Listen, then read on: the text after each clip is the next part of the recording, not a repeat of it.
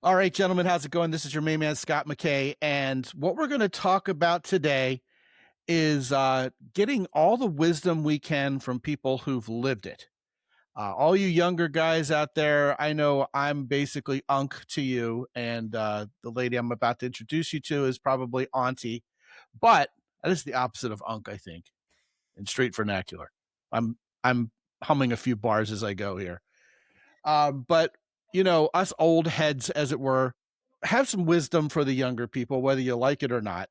We're not going to fade out into stuff that's really archaic. We're not going to tell you to voicemail women or anything crazy like that on this show. Stuff that just absolutely doesn't matter anymore. Call her landline first, wait 7 days after you get her number. We're not going to do that to you. We know better. We're still pretty hip around here, but there is wisdom to be gained about how to succeed with women that is only gained by either living life experience through trial and error or hearing from my guest today, and me also, I hope. Her name is Suzanne Noble, which is a very noble surname, certainly not a common surname, literally or figuratively.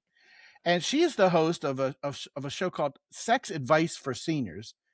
You can find her YouTube channel of the same name, and she's just a delight. I was on her show just recently, and we had a blast talking. You guys are going to love her immediately. Suzanne Noble, host of Sex Advice for Seniors, coming from London, UK. How's it going? Yeah, it's good. It's good. You know what? It's sunny here today. And as you probably know, because you've been to London, I know, Scott, every sunny day in London is a blessing. It's a blessing. Hey, you take advantage of that stuff. Go hang out Yeah, in Hyde absolutely. Park. I don't know why I'm here talking to you, but anyway. Yeah, what's up with that? Let's rush through this show so you can get out there. Although it's later in the evening. Well, actually, you'll be able to go out and enjoy the evening. Lots to do in London. If you're sick of London, you're sick of life, That's so true. It's so true. So Yeah. true. London really is a blast. You're not originally from London, hence the No, American accent. I moved to London in 1974 with my family, and my mom and dad are still up the road. And as a result of going to the American school and graduating from the American school, I ended up with this strange kind of mongrel voice, which sometimes is half English and then sort of goes all American and freaks everybody out here. But as everybody's always asking me, like, why don't you sound more English now? And I say, because men love my voice. They love it. And why should I change it? So there. Well, I'm American sticking women with are it. I'm easy. sticking with it. American women are seen as the sexual ones because of television. Yeah, right. And I really didn't know that until so many men they would just stand there talking to me with their mouth open, like, and then they finally say, "What is up with your voice?" And I say, "You haven't heard a word I've said, have you? Just not a word I've said." And they said, "No, I'm still trying to place it. Like, where's it from?" So yeah, but Yes, they I'm love it. thinking if Love it. men are standing there with their mouth open, what are they expecting you to feed into it? I mean, it's just, wait till a man's heart is to his stomach. I mean, Yeah. like And slip a other Mars places. bar in there or something. Yeah. Um, London has changed dramatically since even the first time I went. You went in 74. First time I ever went to London was 85. They still had bobbies, unarmed. Yeah, yeah. Nowadays, full police in, flow yellow vests. The sirens have gone American on us. They used to Yeah. have the classic British siren, that kind of wig-wag siren they used to use. The red telephone booths are a thing of the past. Gone. Pretty much Gone. gone. They're just a Yeah. relic. Every once in a while you find one on a corner with somebody kind of putting porn postcards on there and stuff. But How yeah. about that? Yeah. Lemonade used to be like this weak, subtly lemon flavored water. Now they just sell Sprite. Yeah, lemonade is gone a bit weird. So lemonade is either fizzy, sort of probably Right. what you're talking about, Sprite, or now we have like American lemonade, which is sold in Marks and Spencer's, which is kind of a little bit of a posh supermarket, which Do is they like call it American lemonade? I think they call it American lemonade, which is like with the squeezed lemons. Sure, So yeah. they've differentiated now between the English lemonade and the American lemonade. But yeah, and of course we've got lots of kind of like American products in the Mhm. supermarket. I finally become completely addicted to Reese's peanut butter cups, which you couldn't get here for years. Like now they're just ubiquitous. You can get them absolutely everywhere. Obviously, like, Levi's and stuff have been around for a while, but yeah. And now we're starting to introduce really bad American kind of what's the word?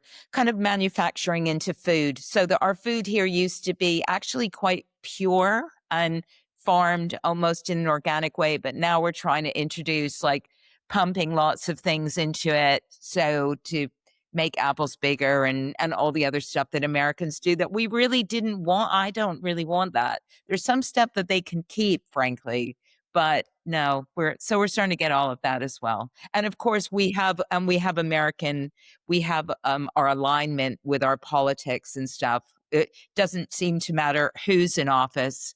Um, whatever politician is here seems to align themselves with America for some reason. It's funny because for years and years, the British being known as a polite sort of people, Yeah, Parliament has always just been vicious and vicious. savage, just yelling at each other. "So resign, stand down, go away." And now that has finally come home to roost in the United States, we're still kind of shocked by it. But And Parliament has always been that sort of affair in England. yeah. And you have your own scandals. Oh I yeah, mean, when I went in loads. '85, something called the Westmoreland affair was all over the newspapers. We got home and nothing. We don't care. We couldn't give a rat's ass about it. Yeah, it's crazy. You have your own celebrities that we've never heard of, all brilliant. Yeah, Yeah, yeah. crazy. It's just nuts. The only thing that's really crossed over, not even cars, you know, I think they sold fewer Jaguars in the United States last year than any year in history since the 60s. Um, it's probably their own undoing because of their marketing campaigns that were so weird. No American cars, well, in Europe at all, but UK, maybe the occasional Corvette, right? But Yeah. the cars haven't transferred, but the music has since But the British going back invasion to with the the music. cars, I think General Motors has bought a lot of British car companies. For sure. Yeah. I think what's Starting with happened is Vauxhall. you guys have just bought up all our car companies. I think that's what's happened. I don't know if there's any actually true English car companies anymore. Because I think Mini is owned by somebody else. I think they're all BMW, I believe. Range Rover, I think, is owned by an American guy. They're all owned by you've bought them all. You bought them all. So Well, not to go down the rabbit hole, but Stellantis is European, and they bought Chrysler. And after the split from Daimler Chrysler, yeah, it's yeah. all crazy. This It's isn't a a business mess. podcast. Nobody cares. We all just drive cool cars and pick up hot chicks, and that's the way it works. Yeah. You know, in my case, women think my pickup truck is sexy. Women think my tractor is sexy.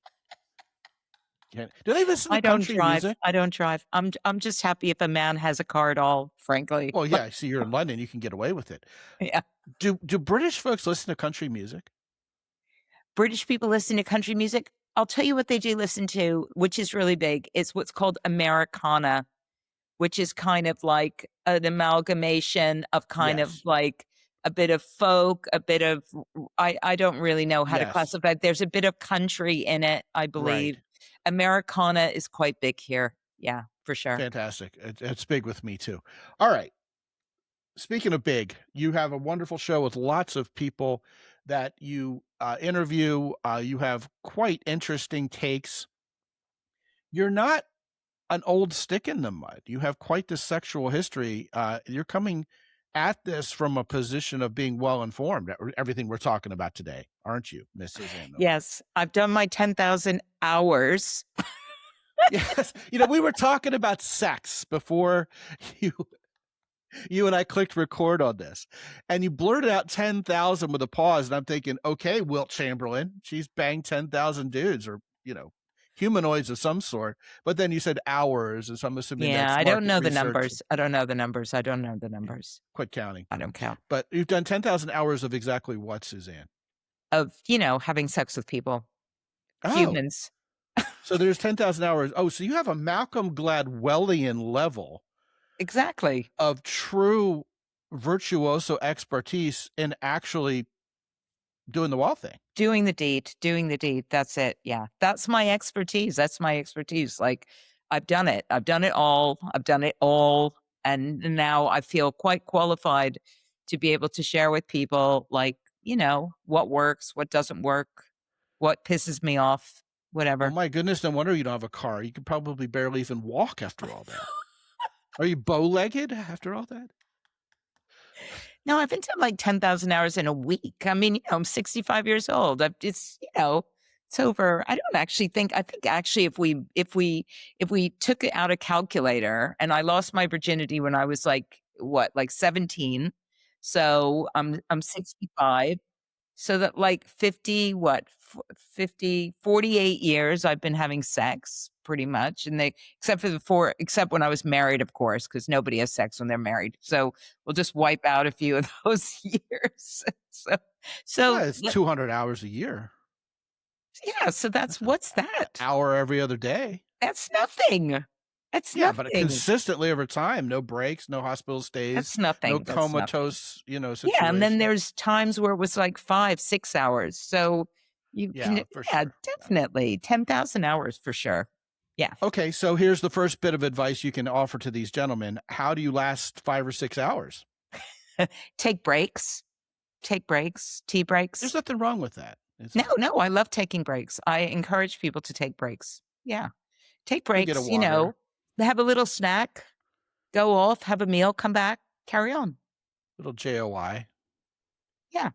just A keep little just nap. You can have a little nap, yeah, you can wake snuggle up. up, have a little nap, then go for another round. I don't know, Exactly. but that counts as twice though. That doesn't count for lasting as It less than depends how 6 long the hours. nap is, doesn't it? I guess it does. I mean, if the nap is just like a brief sort of 20-minute nap, then you start again. That's just a Okay, break. so let's go there. Let's talk about narcoleptic sex. Sex can be challenging, can't it? That's right. That's when you just fall asleep at random moments, right? Yes, when what women would get horribly offended. Yeah, absolutely. Absolutely. And we don't really want to go there in light of all that stuff that's been in the press recently about, Rape Academy and stuff, because that's all kind of women sleeping and stuff. Yeah. Oh, yeah. Well, I mean, if you're roofing chicks to knock them out so you can get some, that's completely different than what I'm talking about. Rest No, assured. no. But let's face it. If you've been out on a date, you've knocked a few drinks back, and you go back to your place or hers, and you start doing the wild thing, you could fall asleep in the middle of it. You could theoretically Completely. get kind of sleepy, and women get horribly offended. They think it's, they just think they have no power to turn you on. Because I've noticed that. My bit of wisdom I'm contributing here is when we're having sex, men are usually, because we have a mechanism we need to Yeah, actually yeah. erect that Yeah. involves mind over matter sometimes. Notwithstanding whiskey dick, we're usually so dead set on focusing on our own performance and not ejaculating too soon, or not going limp, or making sure we can get it up, Yeah. and we're so self-absorbed in terms of performative sexuality that we automatically assume men leading, men being the providers and the protectors, we want to be the curators of sexual experiences with Mm. women, dominant, submissive, typically, right? Of course, that those roles can change. Yeah, yeah. Um, but we take it very personally when the sex doesn't go well, or if the sex is going to go well or not. We're kind of gripping over that before we even start. But meanwhile, on the women's side of the ledger, if her man isn't satisfied, if she can't make him orgasm, she feels terrible guilt and feels unattractive. And I think a lot of times guys, on one hand, if they can't get aroused, the woman is often blaming herself. And Totally. if he blows his load immediately, she's often saying, "Yeah, I still got it. I'm pretty proud of myself." You can't do that every time for the next 10 times you go at it, or else she'll start rolling her eyes. But this whole idea of performative sex is something you really get over as you mature, isn't it? Totally. And I think, yeah. And I think the thing is that as you get older, one of the things you realize, because we do often, people do have health problems, we got dodgy knees, we got dodgy hips. The other day, somebody was trying to bend me into a position. I was like, could I just like put my legs a little bit closer together? Cause like, this is really starting to ache. Um, and you have to be playful about it because like these things happen. So whether it doesn't stay hard all the time or whether you need to take a break or whether frankly, I had somebody that I was with for a considerable period of time and he would just be like, I'm getting really hot. I'm getting really hot. We need to stop now. I'm just really, really hot. And I'd be like, no, that's okay. Let's just like stop. He's like, could you turn on that fan? Cause I have a fan next to my bed. It's like, could you, cause mainly it's for my menopausal thing, but he was just like dripping with sweat. It's like, I'm just really hot. I need to slow down. We need to slow down. Let's have that chocolate. Should we have that chocolate? And yeah, you just have to laugh. You just have to laugh. And I think Sure. it's not taking it so seriously when you're older. That's one of the main benefits. But I don't think you should take it seriously at any age, frankly, because when you look at sex is so silly, is it not? I mean, mainly it's really silly. I mean, the whole thing of it is pretty silly when you boil it down. It's pretty silly. Aside from procreation, it's just a lot of fun if you just Playtime for relax. adults. It's fun for adults. That's what it is. That's why it's called adult fun, because it is. And when you take it, when you remove the seriousness around it and inject it with the playfulness, you can just relax. You can just relax. Also, I would say that the whole performative thing, it's not very attractive, frankly. I find it not very attractive. I mean, when somebody's like, "Oh, I really wanna make you come," it's like, "Baby, that's not gonna happen." I mean, I'm not like a performing monkey. Like, there's stuff going on that needs to I need to warm up, I need to be comfortable, I need to trust you. I just met you. I had a couple of drinks, like, it's just not gonna happen. So just chill out, relax, just enjoy yourself. Like, let's just have fun here. This isn't about you making me do something. It's about me being chilled enough and comfortable enough that I can get into the space where it's all gonna kick off? So yeah, that's one of those things. Never works for me. Those kind of like, would you please do this for me? It's like, I don't think so. I'd love to blame porn, but this happened long before there was ever porn. This is hardwired for men to perform. It's a Yeah, contest. I'm going to win. I'm going to lose. I'm going to pass. I'm going to fail. I'm going to blow your mind. I either have to be better than every other guy you've ever had yeah, after 10,000 hours, or I lose. And I yeah, think that's wrongheaded for men. And it's kind of like when you're asking women out, men will go chat up a woman, as you'd say in the UK, and either she accepts him or rejects him. Women aren't even thinking like that. It's like, okay, here's a guy, he's talking. We're having a conversation. no, It's a that's right. conversation, not a competition. And women are just like, sex is supposed to be fun. When women are comfortable and relaxed, they laugh. When they laugh, they're having fun. That's right. And laughter should be a part of sex. Totally, I mean, the 100%. best porn actually does reflect that, by the way.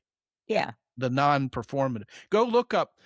Well, I'm not going to advocate this because this isn't the kind of show I run, but if you're a man who watches porn, look up porn for women and just watch it and see if it actually turns you on. You may be pleasantly surprised. yeah, yeah, It's like real women, real men doing things you would actually do. yeah, yeah.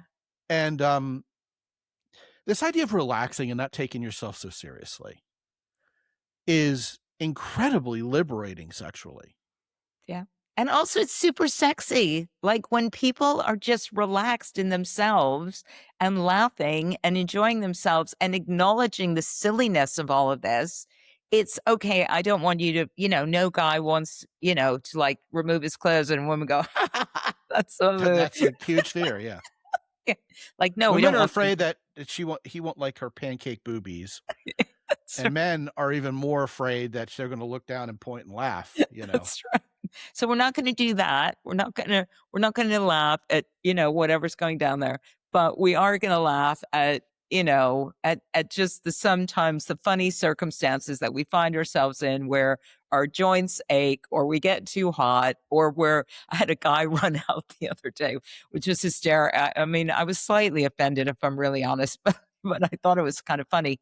He was he came back to my hotel room and then after about 20 minutes, it was all fun. He goes, "I'm gonna faint. I'm just so hungry." I went, "Okay." He goes, "I should have eaten before I came to see you. I should have eaten." He goes, "I'm feeling really faint. I'm really, really starving. I've got to go and I've got to get something to eat now." And I was like, "What, like right now?" And he's like, "Yeah, I'm really sorry. I've really got to go. I really got to eat something." I got a question for you. Is this the same for women as it is for men? When men are having sex, as soon as we blow our load, sometimes midstream, we think, "Wow, am I hungry?" Or, "Wow, am I sleepy?" Or, "I'd really like to go out and have a bike ride." Once we get that sexual urge out, once it is literally out of our system, our brain, with shocking I'm speed and exactly the alacrity, same. moves to the next thing. I'm exactly the same. I'm so the same. And it's bad, isn't it? Because It's a dirty little trick to get there you to are some screw and make guys who babies. actually do want the cuddle. I've met them. Like they do it and then they want to do the cuddle thing. And I'm like, and if I already achieved my goal and they haven't, because they've been all, like, I'm not coming until she comes. I'm not coming.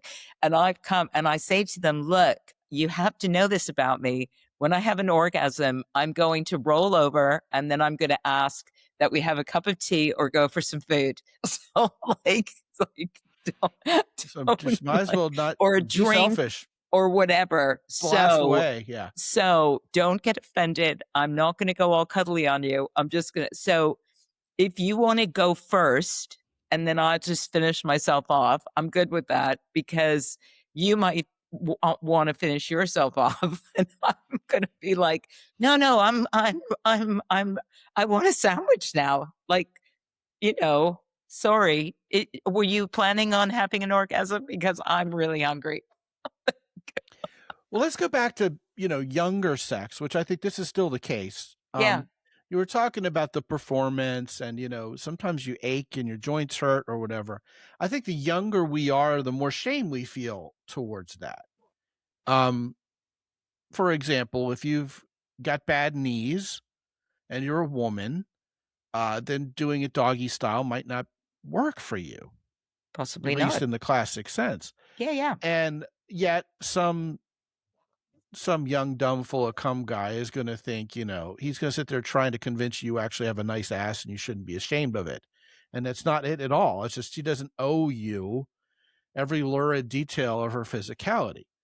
I mean, one dark moment in my history, I thought my girlfriend was losing attraction for me and didn't, it was losing sexual interest because one night she just wasn't interested. And I pressed her too much. And this was a learning moment for me. Yeah. She said, "Oh my God, do I have to spell out for you that I've got Montezuma's revenge? I got diarrhea. Look, we're not having sex tonight. Now you have the mental image. Are you happy?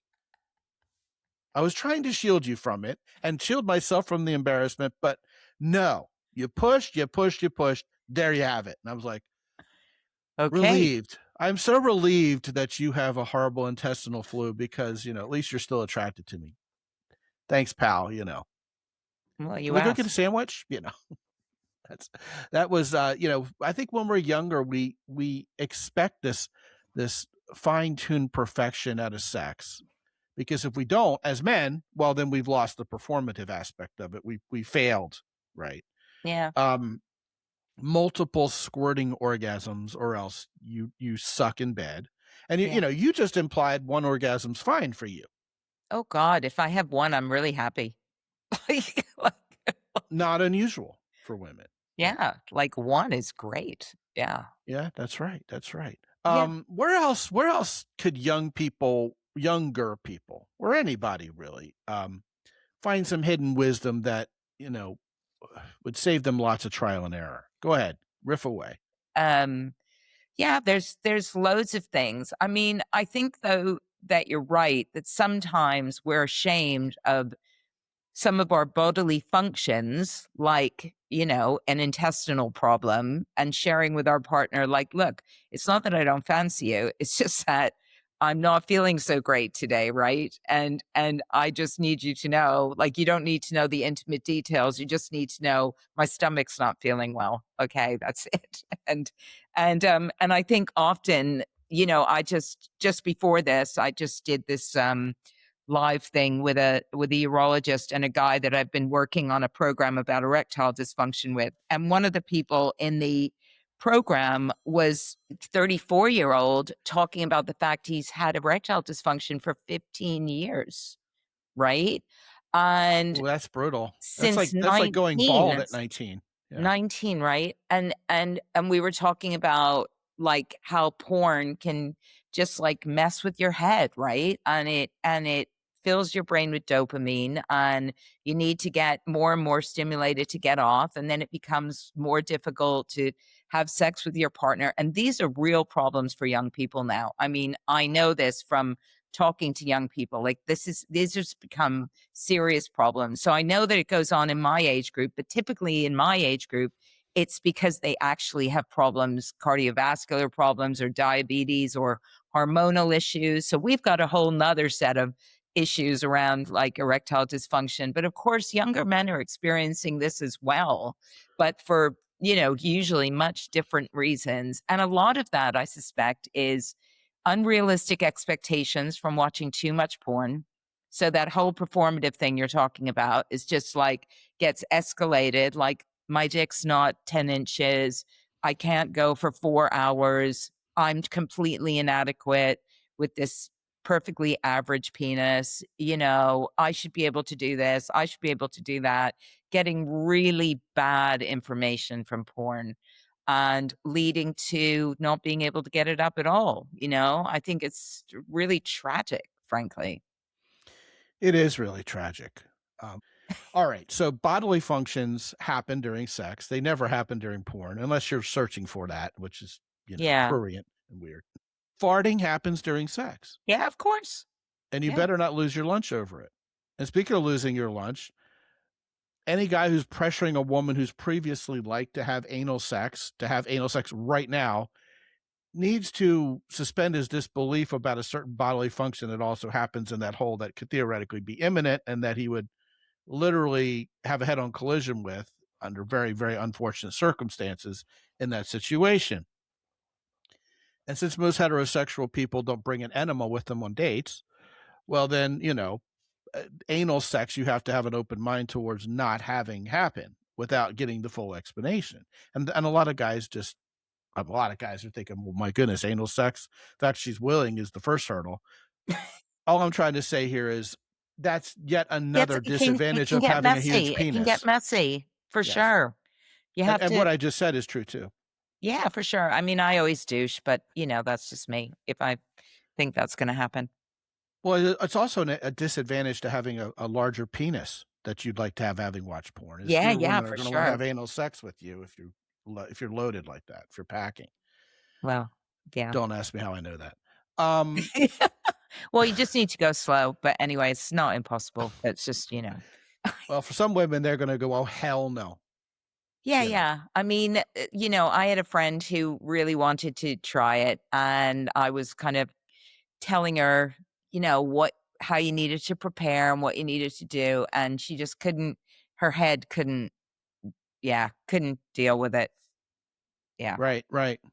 Um, it seems like we've really centered this conversation on how we as men really lack wisdom when it comes to feeling like this needs to be performative. Like this is something we're showing off and showing out when really we're just supposed to be having a connection, aren't we? Even if it's Totally. a casual sexual relationship. Yeah, yeah, for sure. And I think that one thing that I've learned from, I think, unlike you, I know you've done like hundreds and hundreds and hundreds of these podcasts, but I think I'm on like 200 now or something. But mine's No, you're very, a very, newbie. but mine's very focused on my niche, right? So I just speak to sexual sexologists, sex therapists, urologists, like healthcare professionals every week. So, but one thing that comes across consistently across every single episode, everyone, is how important it is to be able to communicate with your partner. And it doesn't matter whether they're just somebody you met or somebody that you've known forever. Like, the sooner you can be able to communicate effectively what it is you like, what it is you don't like, whether it feels good, whether it doesn't feel good, all of that kind of stuff, the better your relationship's going to be. I just created this thing that is an amalgamation of lots of other ones that I've discovered called the yes, no, maybe checklist. And it is literally a checklist of everything that you could think of that you might want to do sexually. So everything from I like kissing with tongues to giving hickeys to spanking, flogging, caning, like the whole gamut, touching people, holding hands in public, kissing in public, like everything, right? Like, people have all sorts of different preferences. Some people hate physical displays of affection. Some people like physical displays of affection. Some people like a little pain. Some people don't. Some people like being submissive. Some people like being more dominant. Some people like switching, whatever.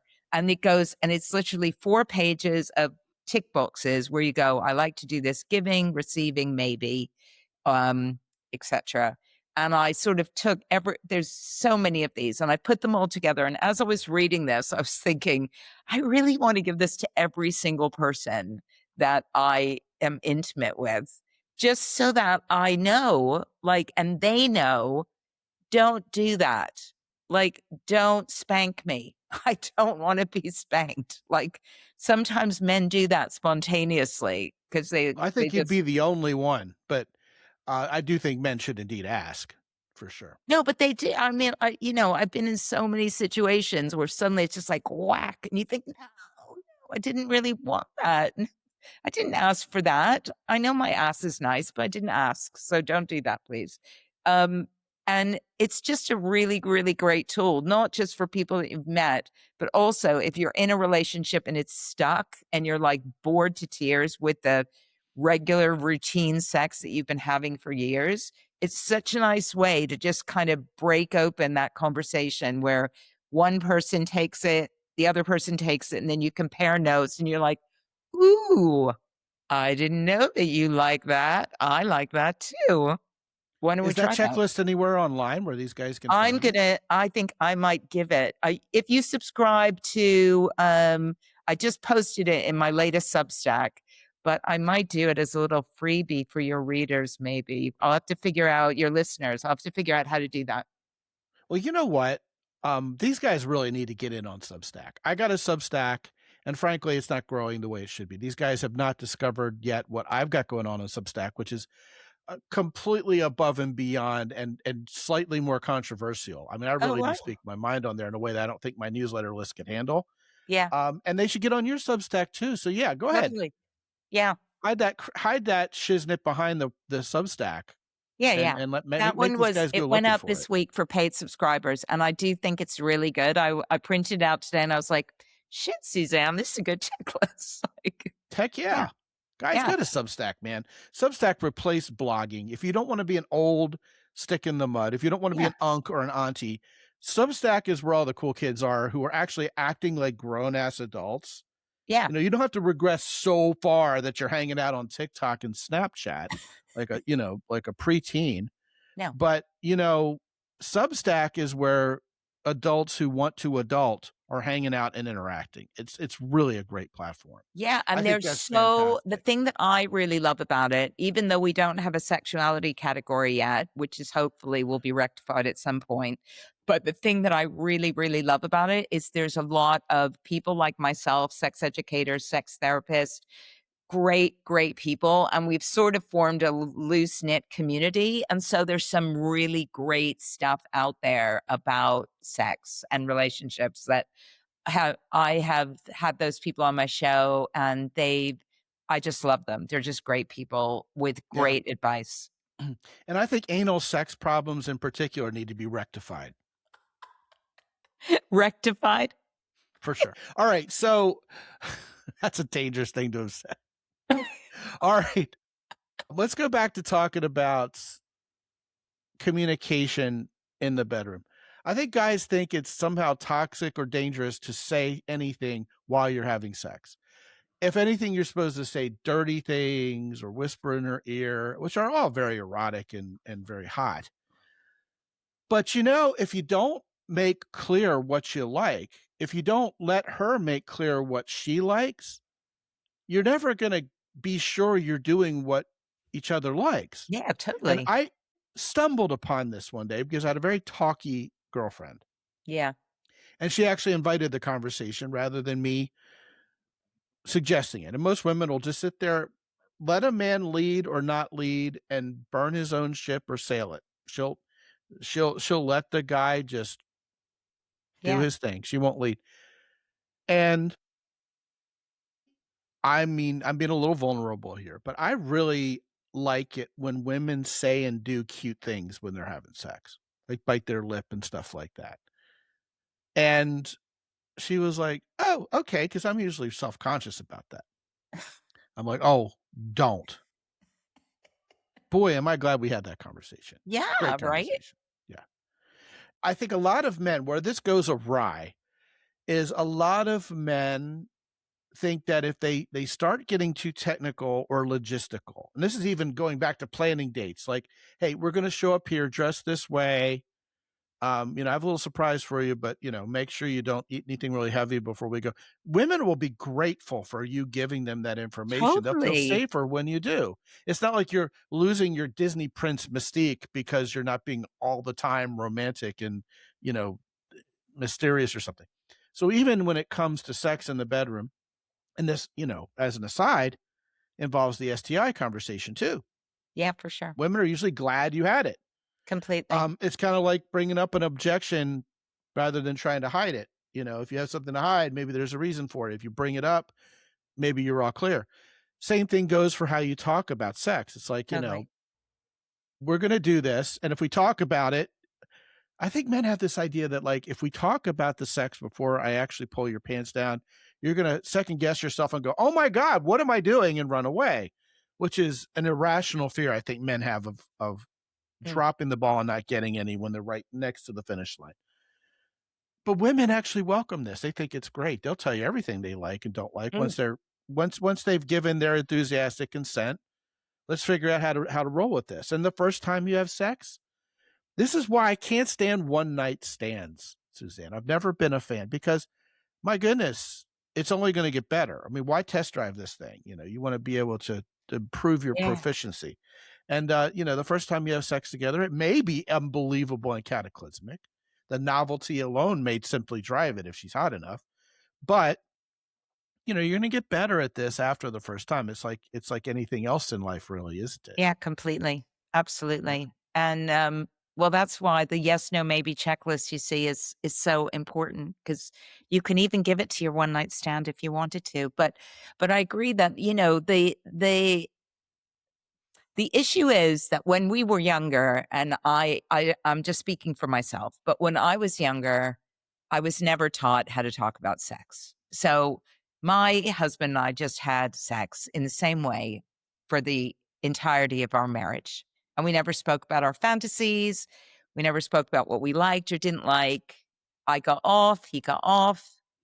I think he was good with that. So that was good. But it wasn't, it was just very predictable kind of sex. Very vanilla. Yeah, very vanilla. And then after we got divorced and I met up with some people and started dating, and then I got more into kind of like alternative lifestyles where people are very vocal about what they like and what they don't like. I was like, "Oh my god, people really like it when I tell them what I like." Like, I would say, I would even sometimes before I'd meet people online, they'd say, what are you into? And I just like give them a little shopping list. I'm like, I like this, I like this, I like this, I like this, I like this. I don't really like this at all. I'm not really that into this, you know. And I just give them and they go, oh, good, that's good. I like those things too. And what about this? I'd be like, I don't know. I'm not like, you know, like, do you like ice cubes on your nipples? I'm like, not really. No, I don't really like that. Or, you know, do you like pinwheels? I'm like, not really. So, you know, but you know, it's useful information. It's useful information. And then when you meet them, A, you've already established some boundaries, and B, you've already opened up those channels of communication so that you feel liberated to go, could you just go a little bit to the left? Just a little bit to the left. Not so hard. Oops, that's your nails. That's your nails. Yeah, you know, practically speaking, a lot of guys are learning about how to have sex by watching porn, and you can learn some things, but you can't learn the quote unquote deeper intricacies. No. And a lot of guys, they just kind of just ram in and out, you know, when Yeah. they're having sex. But if you go upwards thrusting, you'll hit a different spot. And if you go to the left or the right, you'll get around her Or just cervix in a certain really way that slow just, and shallow. yeah, well, that too, you know, so you can hit her G spot. But you Oof. know that idea, you know, you can hit this from a different angle is incredibly important, and you won't find that just No. watching porn. And I've noticed that you know they don't ever even talk about that in porn. No, and I always get women asking me, "How can I tell him I don't like to be pounded? How can I tell him I don't like to be pounded?" Because every porn movie, it's pounding sex, right? All the time. It's like, "Oh, bitch, you're really gonna love that." And it's like, no, 90% of women that I know do not like that. In fact, they go out of their way to avoid it. And yet, almost every man I've ever had sex with, I would say there comes a point where it's like, "Oh, we're into the pounding point now. Okay, it's the point of no return." And hopefully I don't have to put up with this for too much longer because it's not actually that much fun, you know? I think a lot of guys are taught don't immediately start pounding. At the very least, you know, you got to start You'd off be slow and work to the surprised point how where you're many going guys at it. think pounding is what women want, Yeah, actually, from the get go, especially. Yeah, yeah, very, very bad. honestly. Um, I do think everything we've talked about today is absolutely right on the money and fantastic. And I appreciate your candor immensely. And it's so refreshing and fun. And I appreciate your vulnerability on this, and I appreciate your knowledge on it. And it is immense. I mean, you fulfilled on what you said you were going to bring to the table today, and I think it's great. Obviously, go to Suzanne's Substack. Sexadviceforseniors.com. Takes you there, yes. And Yes, I've set up a URL that is mountaintoppodcast.com/noble, Noble, 5 letters. there you go. And that will take these guys to your YouTube channel where they Both. can watch and learn some more. And I think that's just great. Thank you so much, Suzanne. I hope you'll come back because this has been a fun conversation and, you know, an educational one as well. We love infotainment around here. It keeps everybody happy. So I thank will you. always talk about fucking. It is a great conversation. It's a great topic. I mean, you know, Why only not? 1 or 2% of the population, the ace community, really doesn't want to talk about it. The rest of us are secretly itching to constantly. Yeah. Yeah, Yeah. fantastic, fantastic. Anyway, thanks so much, Scott, for having me on the show. I really enjoyed it. The time has flown by. Yes, it has indeed. And I really appreciate you. We will have you back. Gentlemen, talk to me on the phone about what's going on with your dating life, your sex life, perhaps. But we need to get women into your life. A lot of you guys are probably listening to this and going, well, it'd be really great if I had a woman to try out all these great tips on, but she hasn't appeared in my life yet. Hey, you're not alone, and there's no shame in that. It's harder and harder for men and women to connect now than ever before. We're the most connected people ever, and still the loneliness. It's not your fault. As a matter of fact, if you're a guy and you've got everything going on in your life except the right woman, you absolutely are probably doing everything right except getting the right woman in your life. And it's time for you to become the whole package. give me a call. Get on my schedule at mountaintoppodcast.com. Let's talk. Won't cost you a dime. If it makes sense to put a coaching program together, well, then we'll do that. But that's your call, literally. Also, if you haven't checked out our sponsors, Jocko Willink's company, Origin in Maine, makes the coolest, manliest stuff that you could ever wear.